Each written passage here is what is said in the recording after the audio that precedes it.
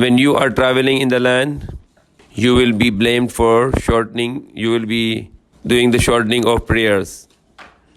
If you fear the disbeliever may harm you, they are your avowed enemies. When you are among the believers and lead them in prayer, let only part of them stand up along with you, armed with their weapons. After they have prostrated themselves, let them withdraw to the rear to stand guard, and then let another party who have not yet prayed come forward and pray with you. And let them also be on their guard, armed with their weapons. Those who deny the truth want you to be negligent of your arms and your baggage, so that they may fall upon you suddenly. It is no offense for you to lay aside your arms when overtaken by heavy rain or illness, and always take every precaution for defense. Allah has prepared a humiliating punishment for those who are disbelievers. When you have finished the prayer, remember Allah while standing and sitting and lying on your sides. When you feel secured, say your prayer in the prescribed form. Believers are under the obligation to say their prayers at the appointed hours. Do not relent in pursuit of the enemy. If you are suffering hardship, they too are suffering similar hardship. But what you can hope for from Allah, they cannot. Allah is all-knowing, the wise. We have sent the book down to you with the truth, so that you may judge among mankind by means of what Allah has shown you. And do not be an advocate for the treacherous. Ask Allah for forgiveness, and He is the most forgiving, the merciful. And do not plead on behalf of those who are dishonest to themselves. Surely Allah does not love one who is treacherous and sinful. They feel ashamed before men, but not feel ashamed before Allah, despite His being present with them when they plot at night, uttering them things of which He does not approve. And indeed Allah is fully aware of what they do. You might argue on their behalf in the life of this world, but who will argue on their behalf with Allah on the day of resurrection, and who will be their defender? Yet anyone who does evil or wrongs his own soul and then asks Allah for forgiveness will find Allah forgiving, the merciful. He who commits sin does so against his own soul. Allah is all-knowing, the wise. And anyone who commits an offense or a sin, then charge an innocent person with it, shall certainly bear the guilt of a calumny and a manifest sin. If it were not for the grace of Allah and His mercy to you, some of them had resolved to lead you astray, but they lead astray no one but only themselves. Nor can they do you any harm. Allah has sent down to you the book, and wisdom has taught you what you did not know. Allah's favor to you has been great indeed. There is no good in most of their secret talk, except in the case of those who enjoin charity and kindness or reconciliation between people. If anyone does that seeking the pleasure of Allah, we will give him an immense reward. But if anyone opposes the messenger after his guidance has come clear to him and follows a path other than that of the faithful, we shall let him pursue his chosen path and shall cast him into hell, an evil destination. Surely Allah will not forgive the ascribing of partners to Him, the shirk. He forgives whatever besides. He will for anything other than that. Whoever ascribes partner to Allah has strayed, misguided far indeed. They called upon female goddesses, and they invoke none but Shaitan, the rebellious one, whom Allah has rejected. He said, I will assuredly take a number of your servants and shall lead them astray, and fill them with vain desires, and order them to slit the ears of the cattle. I shall order them to tamper with Allah's creation. Whoever chooses shaitan as a patron instead of Allah is utterly ruined. He holds out promises to them and fills them with vain desires. But shaitan's promises are nothing but delusion, the deception. Hell shall be their home, they shall find no refuge from it. As for those who believe and do good works, we shall admit them to the gardens through which rivers flow, wherein they will abide forever. This is a promise from Allah, and whose word could be truer than Allah's word? It is not your desires, nor the desires of the people of the book that shall prevail. Anyone who commits evil will be rewarded accordingly. He will not find any protector or patron for himself besides Allah. Anyone who performs good deeds, whether it be a man or a woman, provided that he is a believer, shall enter paradise. No one shall suffer the least injustice. Who in the day of judgment? Who is better in faith than one who submits himself completely to Allah, acts righteously, and follows the religion of Ibrahim, the upright in faith, the monotheist, whom Allah choose for a friend. To Allah belongs all that heavens and the earth contains. Allah has knowledge of everything. So Ibrahim alayhi salam's religion, which we follow, the religion is not a new religion, but it is the same religion of Abraham, to worship one God. They consult you concerning women. Say, Allah has given you direction concerning them. They ask you about the women. Say, Allah has given you directions concerning them. The commandment given to you in the book concerns the orphan girls, to whom you do not give what is prescribed for them, and whom you nevertheless desire to marry, and about helpless children. He has instructed you to deal justly with orphans. Allah has knowledge of all the good you do. If a woman fears ill treatment or indifference on the part of her husband, it shall be no offense for her to seek a reconciliation, for reconciliation is the best. But people are prone to selfish greed. If you do good and fear Him, fear Allah, surely Allah is aware of what you do. You will never be able to treat your wives with equal fairness, however much you may desire to do so, but do not ignore one wife altogether, leaving her suspended. And if you make amends and act righteously, surely Allah is the most forgiving, the merciful. If they decide to separate, Allah will compensate both out of His own abundance. Allah is bountiful, the wise. All that the heavens and the earth contains belongs to Allah. We have commanded those who were given the scripture before you, and we commanded you to fear Allah. If you deny Him, know that all that the heavens and the earth contains belongs to Allah. Allah is self-sufficient, the praiseworthy.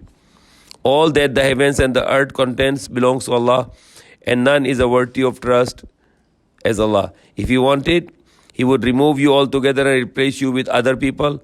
He has the full power to do so. If one desires the reward of the world, with Allah are the rewards of this world and the life to come, the akhirah, the next life.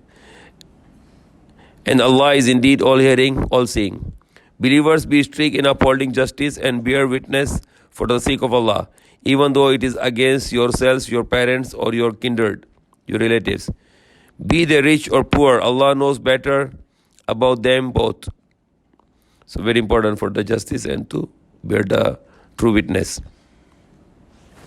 Do not then follow your own desires, lest you turn away from justice. If you conceal the truth or evade it, then remember that Allah is well aware of all what you do. O believers, believe in Allah and His Messenger, and in the scripture He sent down to His Messenger, as well as what He sent down before. He who denies Allah, His angels, His messengers and the last day has surely, who denies Allah, His angels, His scriptures, His books, His messengers, and the last day has surely gone far astray, misguided. As for those who come to believe and then deny the truth, and again come to believe and again become disbeliever, and thereafter grow stubborn in their denial of the truth, Allah will never forgive them, nor will He guide them. Warn the hypocrites that for them there is a painful punishment. As for those who take the deniers of the truth for their allies, rather than the believers, do they seek honor in their company? Surely all honor belongs to Allah. He has instructed you in the book that when you hear people deny or ridicule, make mockery, the revelation of Allah, you must not sit with them unless they engage in other talk, or else you yourself shall become like them. Allah will gather all the hypocrites and those who deny the truth together in hell. The hypocrites wait to see what happened to you, and if Allah grants you a victory, they say, were we not on your side? And if those who deny the truth have a share of it, they say to them, did we not help you win and protect you from the believers? Allah will judge between you on the resurrection day, and never will Allah allow those who reject the truth to harm the believers. The hypocrites seek to outwit Allah, but it is He who outwits them. And when they stand up for prayer, they do so reluctantly and for showing off and to be seen by others. And they hardly remember Allah at all. They vacillate between the two, belonging neither to one side nor to the other side. But for him whom Allah allows to go astray, you can never find the way for him. Do not take the disbelievers for your allies in preference to believers. Would you give Allah a clear proof against yourselves? The hypocrite shall surely be in the lowest depth of the fire, and in the hellfire, and will find no helper for them. But those who repent and mend their ways, who hold fast to Allah and are sincere in their worship to Allah, will be joined with the believers. And Allah will bestow a great reward upon the believers. Why should Allah punish you if you render thanks to Him and believe in Him? Allah is appreciative, aware, all aware. Allah does not love the utterness of evil words except in case of someone who has been wronged. Allah hears all and knows all. Whether you reveal any good or hide it or pardon any evil, Allah is forgiving, all powerful. Those who disbelieve Allah and His messengers and seek to make a distinction between Allah and His messengers, and say we believe in some messengers and disbelieve in others, and desire to adopt a position in between, those indeed are they who are disbelievers beyond doubt. And we have prepared a humiliating punishment for the deniers, for those disbelievers.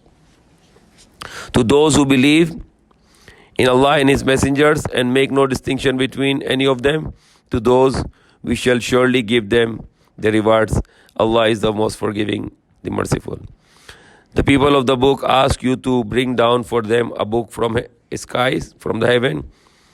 Of Moses they demanded a greater questions than death. They said to him, show us Allah face to face, show us Allah clearly. And a thunderbolt struck them for their wickedness. After death, they took to worshipping the golden calf, the male cow, made of the gold.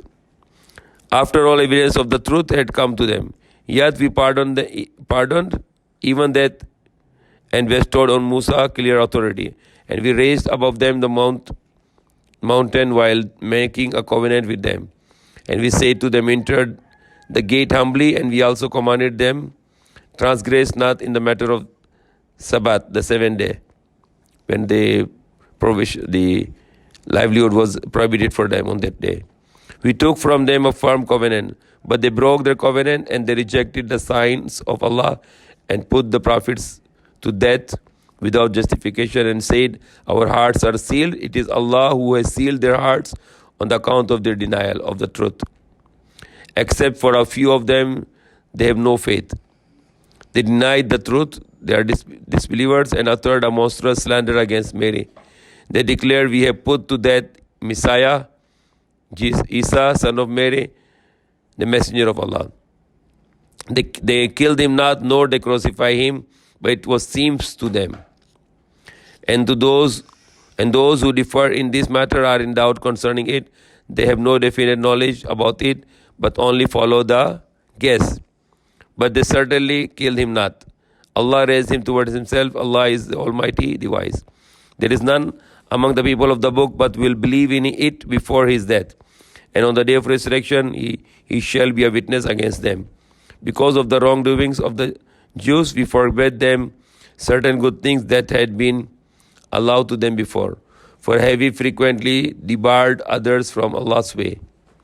For taking usury, the interest, when they had been forbidden to do so, and because of their devouring people's wealth wrongfully. We have prepared a painful punishment for those of them who are disbelievers.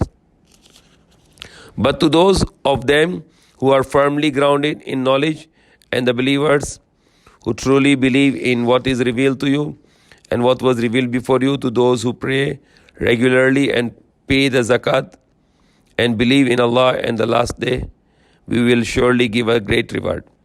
We have sent revelation to you as we did to Noah and the prophets who came after him, to Ibrahim, Ismail, Isaac, Yaqub and the tribes, to Isa, Ayub, Yunus, Harun and Sulaiman and Daud, to whom we gave the Zabur, the Psalms.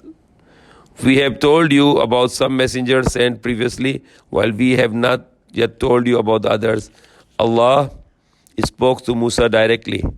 They were messengers bearing good news and giving warning so that mankind would have no excuse before Allah on the Day of Judgment.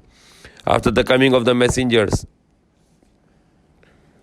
Allah is so that the mankind would have no excuse before Allah after the coming of the messengers. Allah is Almighty, the Wise. But Allah bears witness to what He has sent down to you. He has sent it down with His knowledge. The angels too bear witness, and Allah suffices as a witness. Those who are bent on denying the truth and turning others away from the path of Allah have misguided far from the right way. Allah will not forgive those who deny the truth, the disbelievers, and act wrongfully, nor will He guide them to any path other than the path of the hell, wherein they shall abide forever. That is easy enough for Allah. O mankind, the messenger has brought you the truth from your Lord, so believe for your own goodness. And if you disbelieve, know that to Allah belongs all the heavens and the earth contents in the heavens and the earth. Allah is all-knowing, the Wise. O people of the book, do not go to extremes in your religion. Say nothing but the truth about Allah.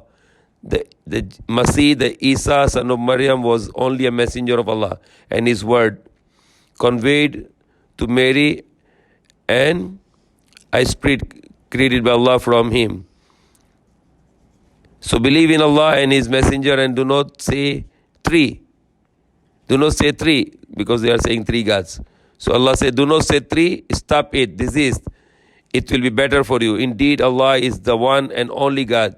His holiness is far from having a son. He is holy, so he has no son. He is only one. To Him belongs whatever is in the heavens and the earth, and whatever is on the earth, and Allah is sufficient as guardian. Surely the Messiah would have disdained to be accounted a servant of Allah, nor would the angels who are nearest to Him. If any to do disdain to worship Him and grow arrogant, He will in any case gather them all before Him. Those who believe and do good works will be fully recompensed by Him, and He will give them yet more out of His bounty. And as for those who were disdainful and proud, he will punish them with a painful punishment, and they will not find anyone to help or protect them against Allah. O mankind, you have received clear evidence from your Lord. We have sent down a clear light to you.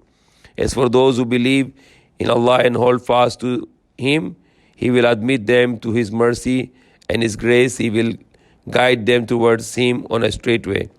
They ask you for instruction. Say, Allah instructs you concerning the indirect heirs.